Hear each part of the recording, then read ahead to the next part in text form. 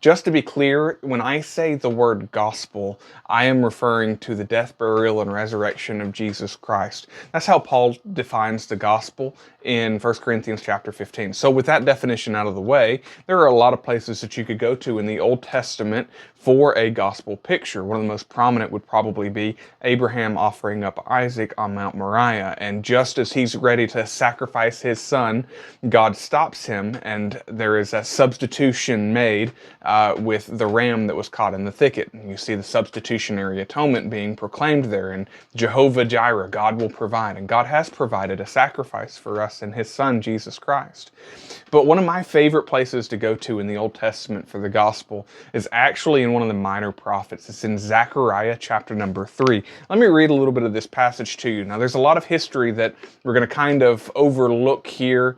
Actually, no, I'm going to give you the bare bones of it. Joshua in this passage is Joshua the high priest, who was the high priest during the time that they were rebuilding Jerusalem after the Babylonian captivity. That wasn't so hard. Okay, so he showed me Joshua the high priest standing before the angel of the Lord, and Satan standing at his right hand to resist him.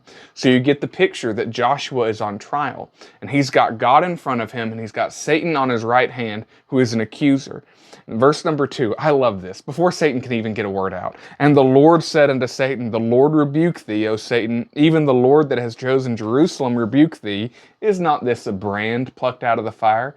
And you get the picture there, a brand plucked out of the fire, a rod saved out of the fire. That is what we are. We were on our way, destined for judgment when God saved us and he plucked us out of the fire, okay? Now, Joshua was clothed with filthy garments and stood before the angel. And the scripture says in Isaiah 66, all of our righteousnesses are as filthy rags. And he, being the angel, answered and spake unto those that stood before him, saying, take away the filthy garments from him. And unto him he said, behold, I have caused thine iniquity to pass from thee, and I will clothe thee with a change of raiment.